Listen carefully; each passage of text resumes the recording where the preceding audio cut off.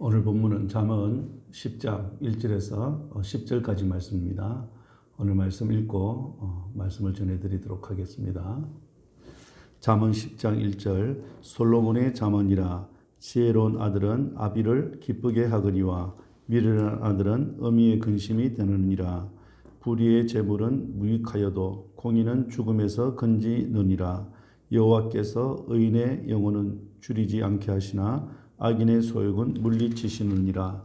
손을 게으르게 놀리는 자는 가난하게 되고 손이 부지런한 자는 부하게 되느니라. 여름에 거두는 자는 지혜로운 아들이나 추수 때 자는 자는 부끄러움을 끼치는 아들이니라. 의인의 머리에는 복이 임하나 악인의 입은 독을 머금느니라. 의인을 기념할 때에는 칭찬하거니와 악인의 이름은 썩게 되느니라. 마음이 지혜로운 자는 계명을 받거니와 입이 미련한 자는 멸망하느니라. 바른 길로 행하는 자는 걸음이 평안하리니와 굽은 길로 행하는 자는 드러나리라. 눈짓하는 자는 근심을 끼치고 입이 미련한 자는 멸망하느니라. 아멘. 자, 오늘 본문 1절에 보시면 솔로몬의 잠언이라 그렇게 말씀으로 시작하고 있습니다. 이 솔로몬의 잠언이라는 이 말씀은 잠언 1장 1절에 이렇게 나오는 말씀입니다. 다윗의 아들 이스라엘 왕 솔로몬의 잠언이라.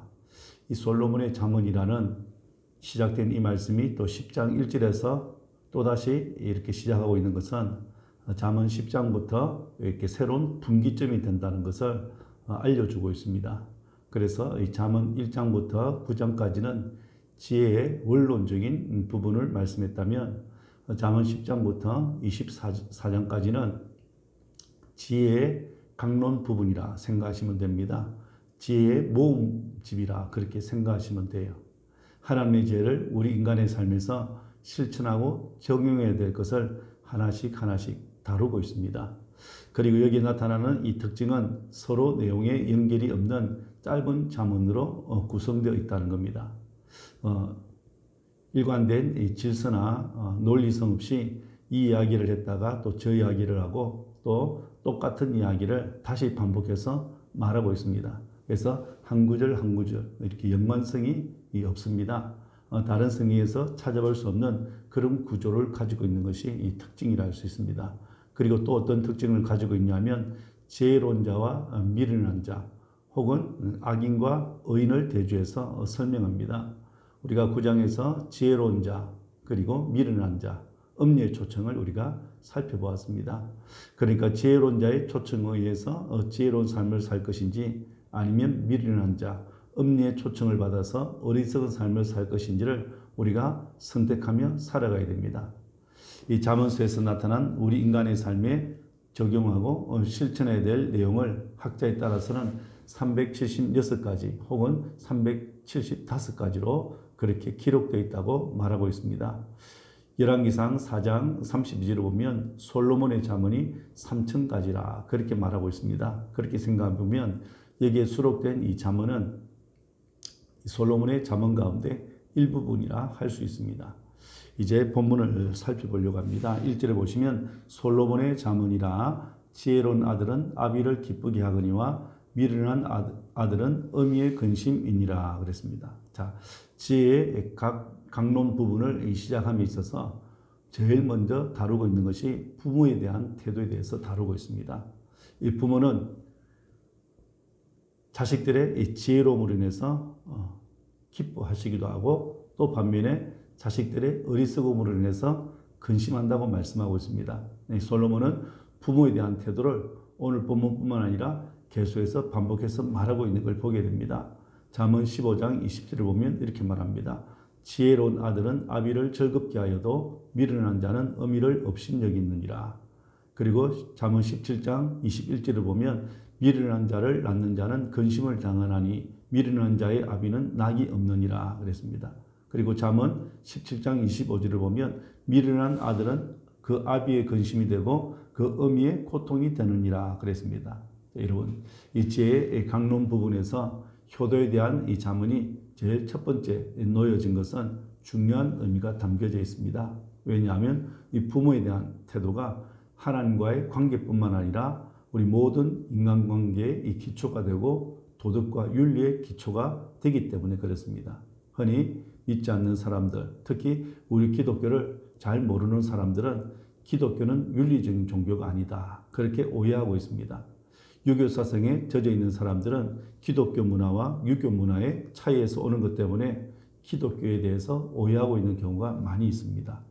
그러나 사실 이 기독교보다 윤리적인 종교는 없다고 생각합니다. 기독교는 하나님과 인간과의 관계를 올바로 맺도록 하게 하고, 그리고 인간과 인간과의 관계를 올바르게 하는 것을 강조하고 있습니다. 심지어 하나님과의 관계도 사람과의 관계에서 찾으려고 하고 있습니다. 눈에 보이는 육신의 부모를 잘 섬기지 못하는 사람은 눈에 보이지 않는 영적인 아버지 하나님을 잘 섬기지 못합니다. 눈에 보이는 형제를 사랑하지 못하는 사람이 눈에 보이지 아니하는 하나님을 사랑할 수 없다고 성경은 말씀하고 있습니다. 그러니까 이 사람과의 관계는 너무너무 중요합니다. 우리 기독교의 강령이라고 할 수 있는 10계명을 여러분 보세요. 1계명부터 4계명까지는 하나님과 인간과의 관계에 대해서 말씀하고 있습니다. 그리고 5계명부터 10계명까지는 모두 인간과 인간과의 관계에 대해서 말씀하고 있습니다. 그런데 인간과의 관계에서 제일 첫 번째가 뭐냐면 5계명에 내 부모를 공경하라. 그리하면 내 하나님 여호와가 내게 준 땅에서 내 생명이 길리라. 그렇게 말씀하고 있습니다. 부모를 공경하는 것은 인간이 인간에게 행해야 될 가장 첫 번째 계명이라는 겁니다. 그래서 오늘 솔로몬의 잠언의 이 강론 부분에서 첫 마디가 부모와 자녀의 관계에 대해서 말씀하고 있습니다. 이 세상의 모든 것이 다 변합니다. 10년이면 강산이 변한다고 하지 않습니까? 인심도 변합니다. 그런가 하면 우리의 생활 패턴도 다 변합니다. 풍속도 변합니다. 하지만 변하지 않는 것이 있습니다. 자연법칙입니다. 자연법칙은 변하지 않습니다. 마찬가지로 도덕법칙도 변하지 않아요. 말하자면 자녀가 부모에게 순종하고 부모를 공경하라고 하는 것은 도덕법칙 가운데 첫 번째 법칙입니다. 그러기에 우리 인간이 이 세상에서 태어나서 제일 먼저 관계를 맺는 것이 바로 부모와 자식과의 관계입니다. 우리가 이 세상에 태어나면서 형제를 만나기 전에, 그리고 친구들을 만나기 전에, 그리고 선생님을 만나기 전에 가장 먼저 만나는 분이 바로 부모님입니다. 이 부모의 관계를 올바르게 가져야 형제와 이웃과의 관계도, 더 나아가서는 나라와의 관계도 올바르게 가질 수 있습니다. 그래서 옛말에 충신을 찾으려고 하면 효자의 집에서 찾으라 라는 말이 있습니다. 부모를 잘 섬길 줄 아는 사람이라야 나라의 임금님도 잘 모신다는 말씀이에요. 틀림없는 말씀입니다. 부모를 잘 섬길 줄 아는 사람이라야 하나님도 잘 섬길 수 있습니다. 앞에서 말씀드린 것처럼 눈에 보이는 육신의 부모를 잘 섬기지 못하는 사람은 눈에 보이지 않는 영적인 아버지 하나님을 잘 섬기지 못합니다. 육신의 부모를 잘 섬기지 못하면서 영적인 하나님, 눈에 보이지 않는 하나님 아버지를 잘 섬긴다는 것은 그 사람은 위선적인 사람입니다. 자기 스스로 착각하고 있는 거예요. 오늘 본문의 지혜로운 아들이라고 하는 것은 어떤 아들일까요?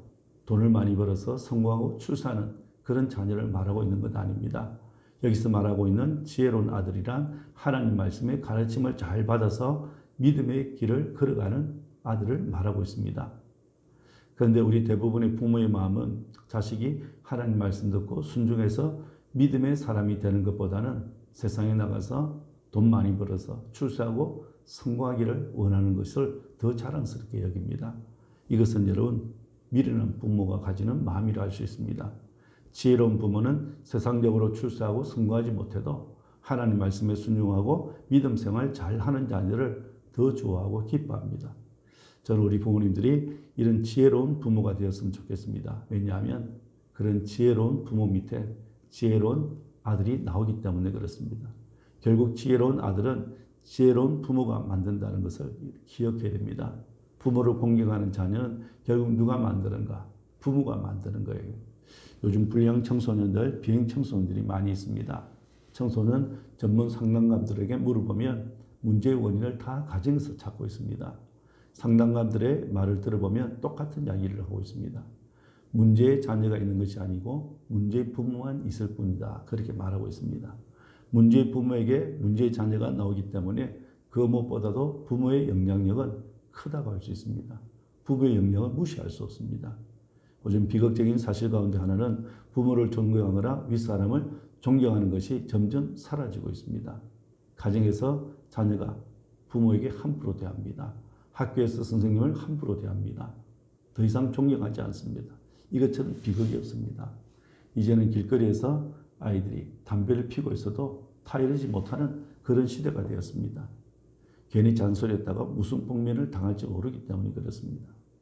그래서 지혜로운 아들을 두기를 원한다면 하나님 말씀에 순종하고 믿음의 자녀로 잘 양육해서 그래서 거기에 우리가 목숨을 걸어야 됩니다. 모든 것을 다 걸어야 돼요.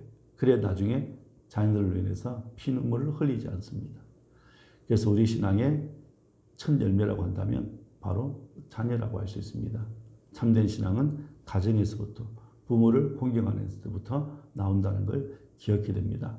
부모를 어떻게 공경해야 될 줄 모르는 자녀들이 많이 있습니다. 그것은 부모가 자녀에게 어떻게 공경해야 되는지를 가르쳐주지 않아서 그렇습니다. 자식들도 어떻게 하는 것이 효도하는 것인지를 본 것이 없기 때문에 제대로 효도를 하지 못하는 겁니다. 그래서 효자는 누가 만든다고 그럽니까? 부모가 만든다고 그러잖아요.